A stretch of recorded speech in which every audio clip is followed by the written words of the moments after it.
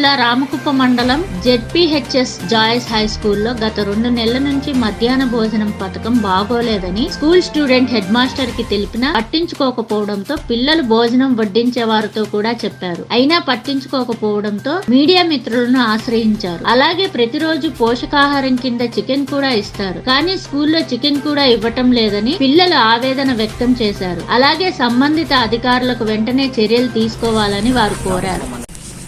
రామకుప్ప మండలం ZPHS boys high school మాది. మాకు గత 2 నెలలు ఇంకా భోజనం వేస్తున్నారు. భోజనం ఏమాత్రం బాగలేదు. అందుకని మేము టీచర్ చెప్పాము, టీచర్ పట్టించుకోలేదు. అలా మాకు గత 2 నెలల నుంచి మెనూ ప్రకారం చిక్కీలు ఇవ్వట్లేదు. మెనూ ప్రకారం మాకు చిక్కీ ఇవ్వాలి, చిక్కీ ఇవ్వటమే లేదు. 2 నెలలు ఓపెన్ అయింది స్కూల్, 2 నెలలు ఓపెన్ అయింది. 2 నెలల నుంచి చిక్కీ ఇవ్వట్లేదు. చిత్తూరు జిల్లా రామకుప్పం మండలం మాది. గత 2 నెలలుగా స్కూల్ ఓపెన్ అయినప్పుడు ఇంకా కరోనా అయిపోయిన తర్వాత ఫుడ్ వేస్తున్నారు. ఆ ఫుడ్ మాకు నచ్చడం లేదు.